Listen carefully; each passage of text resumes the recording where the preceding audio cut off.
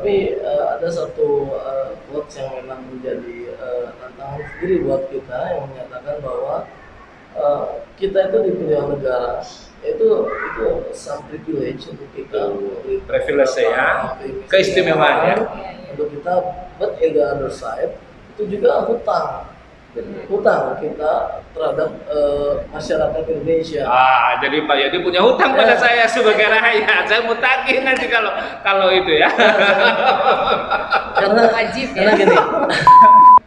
Ini something new atau imitation from the other story?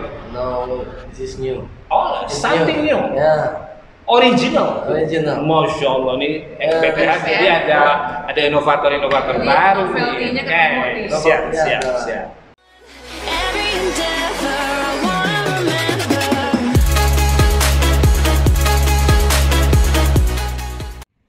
Oke, assalamualaikum warahmatullahi wabarakatuh. Selamat siang Bu Dr. Umi, Pak Yedi. Alhamdulillah pada siang hari ini saya Asep Sufyan bersama dua orang rekan kerja saya, Ibu Dr. Umi dan Pak Yedi, yang pada kesempatan ini kita bisa siaran lagi untuk mengisi konten BTH TV Channel ceritanya. Karena setiap orang sekarang bisa punya TV Pak Yedi. BTH nggak punya stasiun tapi punya TV sekarang, gitu ya. Teman-teman sekalian, siang hari ini kita akan berbincang santai dengan dua orang dosen tetap di dua program studi yang berbeda. Bu Umi home base-nya di D3 Teknologi Laboratorium Medis dan Pak Yedi di Profesi Apoteker. Prodi Palang Bungsu ya. Kita bincang-bincang, keduanya ini kebetulan merepresentasikan dua figur yang punya jenjang yang berbeda. Pertama dosen muda, betul nggak Bu ya? Muda ya, Yedi? Muda, masih sangat muda. Dulu beliau alumni Stikes Bakti Tuna Susata. Sepengetahuan saya mungkin di antara alumni BPH yang saat ini paling cepat mencapai gelar dokter mungkin Pak Yedi ya, yang paling muda. Pak Yedi dan Bu Tita. Oke. Jadi yang paling muda beliau ya. Beliau sedang studi S3 di ITB dan di sampingnya Bu Umi ini juga sudah dokter, lulusan ITB juga ya Bu Umi. Ya. Beliau saat ini posisinya sebagai ketua senat Stikes Bakti Tuna Susata. Oke, selamat siang Pak Yedi. Oke, selamat siang Pak Asep. Gini ya, jadi bagaimana Pak Yedi memandang bahwa Anda sebagai seorang farmasis bukan? Jadi saya uji ke farmasi yang dulu. Tantangan ke depan tentu jauh lebih kompleks. Jadi bagaimana Pak Yedi memandang farmasi masa depan? Karena sepengetahuan saya begitu dinamis ilmu ini berkembang, dan apakah farmasi bisa diandalkan untuk prospek kerja di masa depan? Oke, terima kasih Pak Asep. Boleh saya? Boleh. Oke. Supaya lebih jelas dan supaya terlihat agak lebih ganteng ya. Ganteng maksimal. Oke, mengenai farmasi masa depan ya. Farmasi itu mengalami perubahan dari dulu sampai sekarang. Yang dulunya sebagai drugs oriented, artinya dulu itu kita berkecimpung hanya dalam make drugs, drug discovery, drug development, how to develop formulation dan lain-lain. Jadi artinya kita orientasinya drugs. Today there's a change in orientation. Wah, ini kita diskusi pakai English, Bubis. Oke lah, nggak apa-apa. Let's discuss using English ya. And not English, we mix. We mix ya. Oke, siap. In language. There's a change in paradigma seperti itu, informasi change to patient oriented, not only drug oriented but pasien oriented. Jadi sekarang kita fokus itu terhadap kesembuhan pasien seperti itu. Jadi bagaimana kita melakukan suatu rationality dari drugsnya yang akhirnya adalah meningkatkan derajat kesembuhan, meningkatkan productivity dari si pasien seperti itu. Jadi pada akhirnya ke servis, ya? Ya, services akhirnya services seperti itu. Tapi kita juga tidak meninggalkan drugs oriented. Dan drugs oriented itu adalah tetap menjadi suatu ciri khas dari farmasi, karena tidak ada satupun profesional industrial seperti di dunia ini yang dia able to make a drugs, only farmasi yang dia bisa membuat drugs. Jadi itu adalah suatu cardinals dari seorang Core bisnisnya farmasi tetap di situ. Ya, meskipun memang ada perubahan ke passion oriented. Baik. Seperti itu. Baik, Pak Yedi sehari-hari di prodi apoteker. Ya. Sekalian ini kan sekaligus sebagai promosi juga Pak Yedi. Ya, betul. Jadi dengan melihat farmasi masa depan seperti itu, apakah prodi apoteker BPH itu siap untuk menyediakan lulusan-lulusan apoteker yang mampu menjawab tantangan apoteker masa depan itu tadi? Ya pasti ya. Program studi profesi apoteker sekarang punya visi dan misi ke community farmasi, dan itu seiring dengan dunia. Our world heading to clinical pharmacy and community. Jadi tren di dunia juga di situ, dan apoteker BPH ikut pada tren itu ya. Ya, itu pasti ya, karena tanpa kita mengikuti atau tanpa kita bisa beradaptasi, we can survive, kita tidak akan bisa bertahan hidup seperti itu. Oke, jadi jangan ragu ya masuk apoteker BPH nih, dosennya aja udah mau masa depan nih ya. Pak Yedi salah satu. Nah sekarang ke Bumi. Ya, baik. Ini juga teman-teman, Bumi ini dokter di PTH, jadi insya Allah PTH tidak akan kekurangan dokter. Saat ini sudah ada 5 dan kandidatnya besok ada 8 ya, untuk menyusul. Nah Bumi dalam kapasitasnya sebagai mantan mahasiswa doktoral di Bumi, Ibu Umi juga mungkin sama dengan Bu Kori pernah ada sandwich lah keluar, begitulah beberapa bulan di luar negeri. Saya dengar dulu di Prancis begitu ya. Mungkin bisa diceritakan kepada kita semua, apa pengalaman inti dari seorang pengalaman perjalanan pendidikan menggapai studi doktoral sehingga Ibu Umi sekarang pada in position seperti saat ini, dan kira-kira motivasi apa yang bisa disampaikan untuk kita semua? Terima kasih, saya buka dulu Siap. sesuai dengan Protokol ya. Terima kasih. Terima kasih waktunya, ini pertanyaannya luar biasa banget. Jadi saya sebenarnya senang sekali diundang sama Kang Asep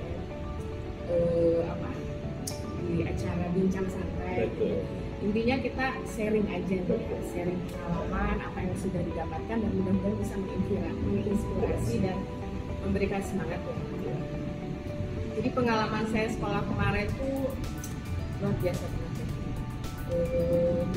Sedihnya ada, senangnya banyak, bersyukurnya luar biasa, tambah tebal gitu ya, karena tidak semua orang ternyata bisa mendapatkan kesempatan yang saya yakin sebenarnya bisa saja itu diraih oleh semua orang, tapi pada kasus saya ini tadinya saya berpikir, aduh saingannya itu masih banyak banget gitu ya, kompetitif. Ketika waktu itu ITB menawarkan program BPD. Nah, persyaratan yang pertama itu adalah syarat bahasa. Untuk mendapatkan beasiswa dari kedutaan Prancis itu kompetitif banget. Apalagi peserta yang dari ITB itu muda-muda seumur Pak Yedi ini, yang otaknya masih encer ya. Kalau kita nih kalau pengen encer tuh harus diputar-putar dulu baru gitu ya. Nah, jadi saya dulu berpikir seperti itu. Jadi yang pertama kali saya ingin sampaikan ke teman-teman ya, kalau memang ada kesempatan masih muda, mending masih muda deh kalau sekolah itu. Karena ya itu tadi, apalagi kita pada saat sekolah itu anak saya juga sedang bidang pendidikan juga, jadi tumbuh-tumbuhnya ya. Jadi kita double pikiran gitu ya. Makanya saya luar biasa nih kalau manajemen sekolah, pendidikan anak. Nah waktu itu memang kesempatan itu diberikan oleh ITB setelah saya lulus dari level bahasa Perancis, kemudian kita berangkat 27 orang, 12 orang doktoralnya, sisanya itu yang masternya. kalau dibilang pengalaman pasti luar biasa ya. Karena kita bisa berinteraksi, membuka networking dengan teman-teman yang ada di luar. Bahkan sampai sekarang prof saya yang di Prancis itu kita masih mengadakan kolaborasi riset. Jadi mereka itu kalau sudah percaya sama kita terus gitu di bawah gitu ya. Nah kemudian di samping ada kesempatan untuk bisa eksplor juga dunia luar di sana gitu ya. Eva dan kawan. Betul. Itu kan sebenarnya tidak pernah terpikirkan sama sekali awalnya. Tapi ada Evelyn lah nggak di situ. Karena saya bawa suami. In love terus tuh kan ya. Evel in love terus. Iya, jadi mas strateginya aneh bawa aja tuh gitu ya. Jadi biar supaya memotivasi Betul. terus gitu. Nah, ya seperti itu sebenarnya. Jadi saya sangat mendukung sekali, apalagi ini kayak seusia Pak Yedi ini ya. masih muda, dapat kesempatan yang banyak, berprestasi, ya itu sepertinya memang sudah merupakan suatu hal yang perlu kita siapkan ke depan. Karena memang sekarang ini saya dengar malah beasiswa itu lebih kompetitif lagi gitu. Jadi memang ya perlu. Dulu Bumi dapat beasiswa dari pemerintah juga. Dulu ya saya dapat BPPS dulu. BPPS, beasiswa pendidikan pasca sarjana. Betul. Selama di dalam negeri, jadi di ITB itu 2 tahun, di luar 2 tahun, kembali lagi ke ITB. Nah waktu di luar itu beasiswanya di-switch jadi beasiswa BPLN. Betul. Ya, terus dari pemerintahan Perancis juga dapat. Jadi sebenarnya gitu kita asal niat mau aja gitu. Ternyata beasiswa itu datang. Berarti bisa saya simpulkan sebetulnya kalau teman-teman yang sudah ikut studi doktoral di dalam genetiknya mestinya ya, gen competitiveness itu sudah seharusnya ada. Kayaknya iya deh. Harus begitu kan Pak Yedi ya. Nah jadi kalau ada dokter yang spiritnya kompetitifnya kurang, jadi itu juga ya, jadi big question mark begitu ya. Kalau untuk mendapatkan 1 poin aja untuk masuk kan berlomba-lomba. Pak Yedi sendiri di beasiswa apa Pak? LPDP itu kan kalau nggak salah di bawah Kementerian Keuangan. Ya. Agak spesial kan sekarang, beda dengan BPPS dulu kan? Ya. Apa spesialnya LPDP sekarang? Sepertinya banyak inspirasi juga sharing-sharing terakhir di Facebooknya Pak Yedi. Oke. Baik, saya sedikit cerita ya mengenai LPDP. Jadi saya juga mendapatkan suatu historical dari LPDP. Salah satunya dari Menteri Keuangan Ibu Sri Mulyani yang menyatakan bahwa LPDP ini dibentuk kurang lebih tahun 2012 seperti itu. Ini berdasarkan dari sedikit anekdot sebenarnya dari Bu Sri Mulyani pada saat Bu Sri Mulyani dulu pergi untuk pertemuan Ministry of Finance di Asia ini seperti itu. Malaysia, Singapura itu mengatakan today kami menyekolahkan 100 for doctoral study in luar country seperti itu di luar negara Malaysia, Singapura dan lain-lain. Kesimpulan ini sangat termotivasi kenapa Indonesia yang bisa punya negara yang sangat besar, kemudian punya population yang sangat besar, research yang sangat luar biasa, itu termotivasi untuk membuat pada akhirnya dibuatlah dana abadi untuk pendidikan.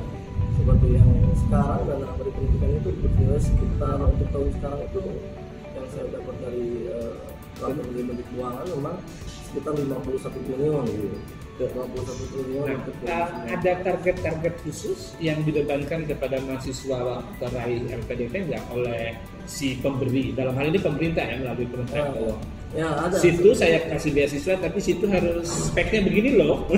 Gitu ya, kira-kira begitu ya. Sebenarnya target khususnya ya kita harus selesai pada waktunya. Oke. That's the point-nya. Supaya tidak membebani anggaran gitu ya. Oke. That's the point-nya. Kemudian tapi ada satu quotes yang memang menjadi tantangan sendiri buat kita yang menyatakan bahwa kita itu di pilihan negara itu some privilege untuk kita, privilege ya, keistimewaan untuk kita, but in the other side itu juga hutang kita terhadap masyarakat Indonesia. Jadi Pak Yedi punya hutang pada saya sebagai rakyat. Saya mau tagih nanti kalau itu ya.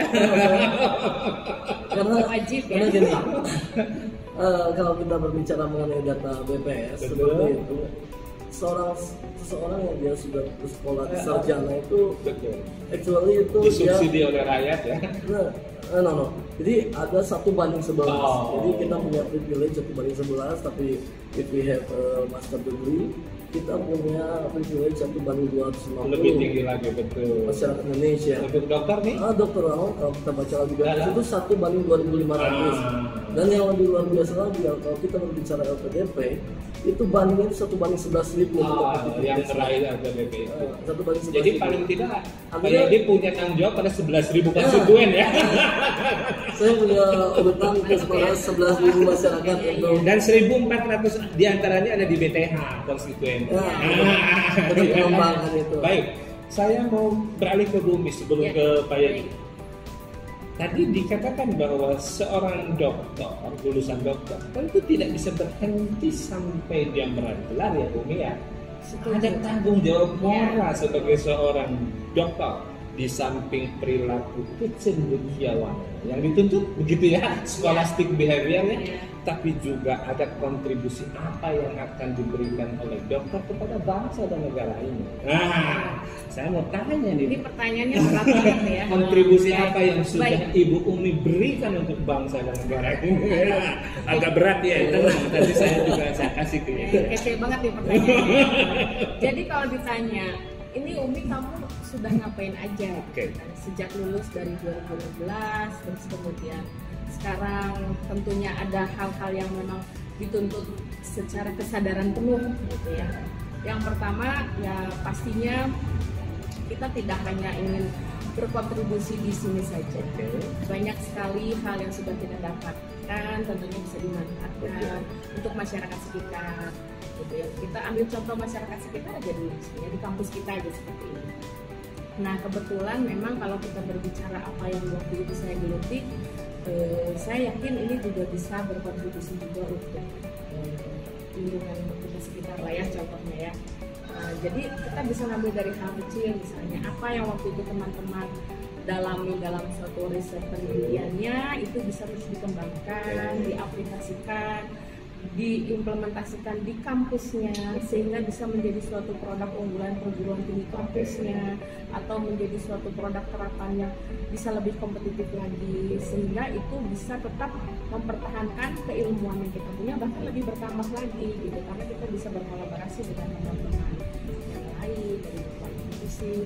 Nah saat ini tentunya kontribusi para peneliti-peneliti itu sekarang ini sudah sangat dibutuhkan sekali gitu ya dari berbagai ilmu seperti Pak Yedi misalkan di bidang kefarmasian tentunya banyak juga tantangan ilmu-ilmu kefarmasian yang harus terus dikembangkan. Kalau di saya sendiri sebenarnya memang kemarin ini lebih condong ke arah pengembangan biosensor. Oh, biosensor. Iya, jadi ini PTH harus punya teknik informatif. Ya. Jadi sebenarnya itu kan kalau sekarang ini kan sebenarnya kita lagi mengembangkan alat rapid dan lain sebagainya gitu kan pada dasarnya itu kan sebenarnya teknik dari biosensor gitu. Nah, hanya kemarin itu memang aplikasinya kalau untuk di penelitian saya itu dikembangkan untuk pengelolaan lingkungan gitu. Tapi ini sebenarnya bisa jadi inisiasi untuk pengembangan yang lain-lain. Setuju Kang. Jadi ya itu tadi sebenarnya kalau kita berbicara ilmu itu cakupannya tuh luas banget gitu ya. Apalagi makin kesini makin banyak orang yang pintar, makin banyak orang yang berprestasi. Saya dengar Bu Umi ini kan kalau tidak salah sedang mendapatkan riset penelitian dasar, betul? Iya. Nah, jadi ini Bumi salah satu dosen di BTH yang sudah bisa tembus penelitian dasar. Tentu penelitian dasar itu ratus juta ya konteksnya. Belum M ya, belum. Masih pemula kan. Lalu kemudian kalau tidak salah konsepnya itu mengubah sampah yang di Cikurubuk itu, yang sisa-sisa sampah itu menjadi sumber energi alternatif, benar nggak? Betul kan. Ya, jadi memang tekniknya dari biosensor tadi sebenarnya. Jadi saya tuh kepikiran gini. Kan tiap hari itu kita pasti memproduksi sampah tuh, makan A nyampah, makan B nyampah. Nah sementara proses degradasi itu membutuhkan waktu yang lama gitu. Nah, jadi gimana cara kita memanfaatkan sampah tadi, terutama dari bakteri yang ada di sampah tadi, saya olah menggunakan suatu elektronika yang tadi dilengkapi dengan biosensor Biosensor. tadi, sehingga dia bisa mendegradasi material organik yang ada di sana. Elektron yang saya tangkap tuh saya Ubah. ukur udah jadi listrik. Jadi listrik. Nah ini kemarin itu kita sudah koordinasi juga dengan dinas lingkungan setempat, yang mudah-mudahan kedepannya ada feedback juga buat kampus BTH nih. Siap. Karena itu tadi Ya. bagaimana menciptakan hal yang kecil menjadi suatu produk unggulan. Triple helix ini harus dong. Ya. Jadi A, B, C, ya. Akademi, Iya. B-nya bisnis, dan G-nya government. Walaupun sebenarnya kalau dibandingin sama peneliti-peneliti yang lain mau Oh, enggak udah apa-apa, banyak masa ini semua. gitu ya, cuman ya we better do little thing than nothing Siap. gitu kan, daripada Nanti jadi pentahelik Pak. Jadi pentahelik dua lagi, community dan pers. Nah ini persnya nih sekarang udah nih. Kalau tanpa pers, Iya, iya. inovasi apapun nggak nyampe ke Iya, masyarakat. setuju. Ya, oke. Pak Yedi sekarang, ceritanya ini sudah semester berapa Pak Yedi? Saya semester 3 sekarang. 3. Berarti kan sudah dalam proses penyusunan ya, untuk disertasi. Ya, Ngomong-ngomong disertasi Pak Yedi itu tentang apa? Biar saya tanya sekalian gitu. Nah, prasidang nih kayaknya. saya sedikit berbicara saja soalnya karena ini masih Rahasia. masih Something original ya, tidak boleh dibuka terlampau. Oke. Saya bukan lebih Ah. dalam. Tapi saya berbicara mengenai disertasi saya mengenai antitrophic pain. Oh, Dari ini diabetes ya. dari- Apakah ini something new atau imitation from diabetes theory? No, this is new. Oh, It's something new. Ya, Original. original. Masya Allah nih XPTH ya. ini ada inovator-inovator Iya, baru profilnya nih. keren. Siap, Profilnya siap, ada. siap. Jadi memang Pak Yedi sedang membidik bagaimana dugaan saya, bagaimana kira-kira mengurangi lah minimal rasa nyeri dari penderita neuropati Ya, diabetes. betul seperti itu. Karena ya Bapak tahu lah sebagai Oke. dokter mungkin neuropathic pain itu sesuatu. Ayah saya almarhum itu seumur hidup sampai meninggalnya neuropati Ya, diabetes. karena neuropathic pain itu suatu nyeri yang agak Menyiksa. sulit untuk di treatment seperti dengan apa yang drugs yang ada di dunia sekarang. Siap. Baik, apakah dari sumber herbal atau dari sumber lain? Herbal, Oh. herbal medicine. Oh. Kita tahu bahwa Indonesia itu rich dengan herbal. Potensi biodiversitas Indonesia ditangkap oleh Yedi, mudah-mudahan jadi sesuatu senyawa Iya, yang amin. baik ya. Jadi betul ya, BTH itu kaya potensi, betul. Bang, Setuju ya? setuju pisan. Bagaimana potensi ini harus kita agregasi, harus kita sinkronkan, karena kalau potensi itu dibiarkan liar, rumput aja begitu. Iya, betul. Tidak indah kelihatan. Betul. Ada ide ketua sana? Ini rahasia apa kayaknya? Oke, jadi ini pertanyaannya juga sangat menantang kita ya. Sebetulnya Kang Asep juga sebenarnya anggota senat DPR nih ya Kang ya. Siap. Jadi memang salah satu aset perguruan tinggi itu adalah SDM berikut dengan segala keahlian yang melekat di dalamnya. Salah satu diantaranya adalah kepakaran dalam keilmuan yang dituangkan dalam penelitian-penelitian. Nah, ini perlu kita bentuk suatu wadah, misalkan dewan doktor, atau misalkan menginisiasi suatu ide untuk menciptakan suatu produk unggulan yang berbasis kompetitif di antara dosen-dosen, sehingga kita bisa memiliki sesuatu hal yang unggul khususnya di bidang penelitian, dan itu tentunya memiliki nilai jual. Karena ketika itu seperti misalkan suatu penelitian yang sudah dipatenkan, itu kan luar biasa, pemilikannya juga sangat dilindungi. Nah, kalau kita bisa menginisiasi itu ke depannya, alhamdulillah pastinya ini menjadi suatu produk tersendiri bagi institusi. Bisa meningkatkan kualitas dan juga klaster perguruan tinggi. Dan ini perlu dibudayakan di antara teman-teman, bahwa budaya meneliti itu menjadi suatu kebiasaan yang harus dilakukan sehari-hari. Baik. Gitu ya. Nah, kadang saya melihat pengalaman dulu, apakah di sini atau tidak, ke bola-bola. Semakin orang berpendidikan tinggi, ya, itu kadang-kadang ego itu semakin tinggi, Pak. Ya, ego itu semakin tinggi. Jadi untuk mendorong sebuah iklim yang kolaboratif itu sangat sulit, karena saya ilmunya nih sedikit, memang makin jadi dokter makin fokus kan, Ya. ada bidang ilmu tertentu. Saya ini aja saja. Jadi ketika didorong untuk kolaborasi itu agak susah. Bagaimana nih ya tantangan ke depan? Ini kan Diko calon dokter muda ya. Ya.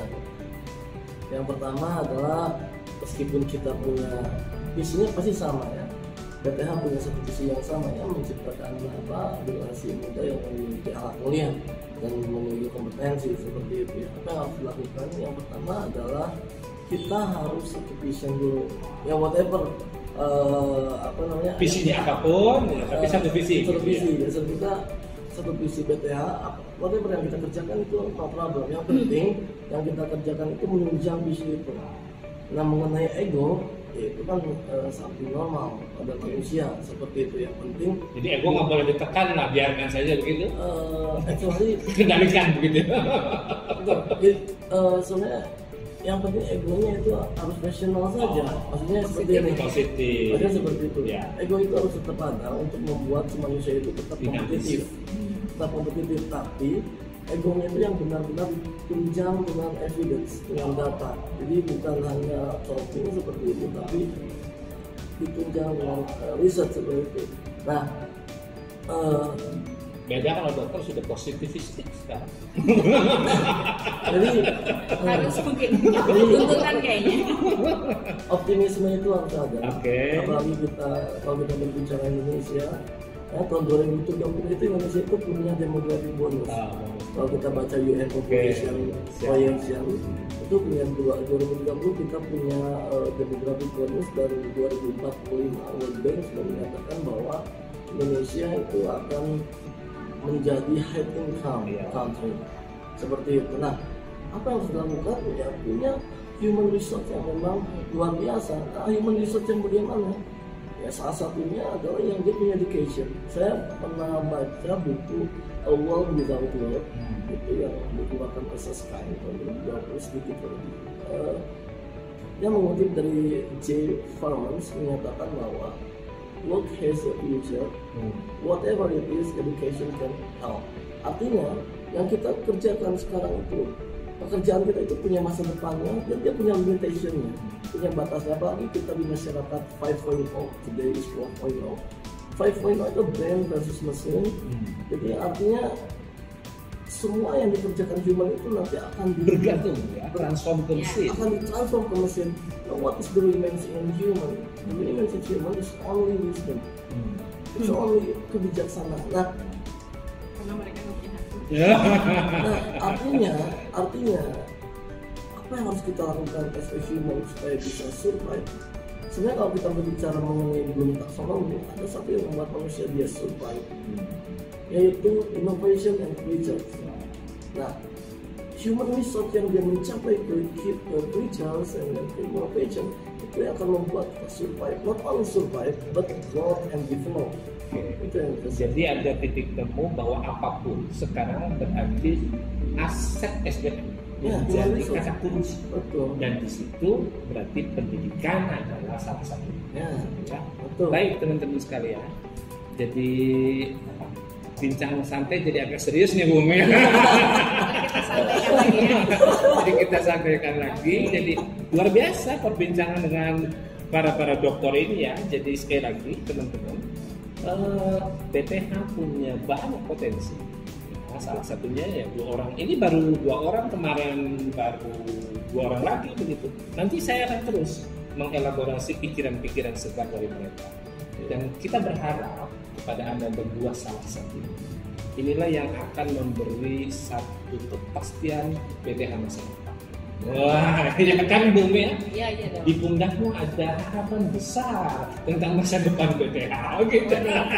Pun demikian di pundak Anda karena Anda otomatis lahir dari alma mater di sini sejak awal, sehingga memang uterusnya itu BTH gitu.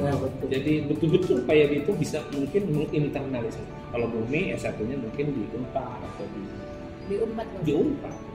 Ya alma maternya di sana. Kalau ini kan di sini betul gitu. Jadi pembinaan senior ke junior juga perlu, dan junior dengan senior juga perlu menginisiasi kolaborasi sehingga memang BTH insya Allah akan lebih maju di masa depan. Closing statement Pak Yedi, apa yang kira-kira harapkan dari BTH ke depan, dan pada saat Anda menjadi bagian kecil di dalamnya, kontribusi apa yang disiapkan oleh Anda ketika nanti lepas jadi dokter? Oke. Saya teringat dengan apa yang dikatakan Kennedy. Jangan tanyakan apa yang negara berikan kepada tapi apa yang Willy bisa berikan kepada negaramu. Itu yang dikatakan Kennedy. Jadi yang ingin saya katakan adalah impian kita harus besar, tapi impian itu akan dicapai oleh sesuatu langkah-langkah kecil, dan kita tidak tahu langkah kecil mana yang akan membuat BTH menjadi top yang paling atas di luar biasa. Pokoknya kita action saja, seperti itu, action planning itu yang harus dilakukan. Itu yang bisa saya katakan. Siap, terima kasih Pak Yadi. Bumi, closing statement, pertanyaan yang masih sama tadi. Sebenarnya kalau berbicara soal itu kembali lagi kepada kesadaran setiap pribadi masing-masing, bahwa yang pertama itu tentunya bersyukur dulu apa yang sudah didapatkan hari ini. Tentunya perjuangan yang dilewati luar biasa. Salah satu diantaranya adalah kontribusi dari institusi. Maka sudah selayaknya adalah apa yang kita bisa, apa yang kita punya, apa yang kita saat ini kita kembangkan, itu kembali lagi untuk keberkahan dan kemajuan institusi. Saya sepaham dengan yang Pak Yedi disampaikan tadi, bahwa sekecil apapun yang kita lakukan itu adalah untuk kemajuan bersama, khususnya kampus kita tercinta yang saat ini sangat kita banggakan gitu ya, dan bukan suatu hal yang diharuskan lagi, tapi mudah-mudahan itu sudah bisa timbul dari dalam diri kita masing-masing untuk berkarya untuk kemajuan kampus. Oke, terima kasih Bumi. Memang fokus pada sore ini akhirnya kepada perbincangan dua dokter ini, satu kandidat, satu sudah dokter. Jadi untuk membahas toksikologi kliniknya Bumi, nanti ada sesi khusus. Jadi nanti barangkali next time kita akan bedah, karena bagaimanapun juga saya juga ingin mengelaborasi potensi dosen-dosen supaya diketahui oleh masyarakat luar bahwa BTH itu high potensi. Itu saja barangkali teman-teman sekalian. Sekali lagi terima kasih untuk terutama mahasiswa dan juga sivitas akademika BTH dan keluarga besar BTH. Mudah-mudahan kita berharap bahwa apa yang mereka sedang dan sudah mereka lakukan berkontribusi positif bagi pengembangan institusi BTH di masa sekarang dan tentu masa yang akan. Kita akhiri Bumi dengan bacaan hamdalah. Alhamdulillah. Assalamualaikum warahmatullahi wabarakatuh. Terima kasih Pak Yadi. Terima kasih.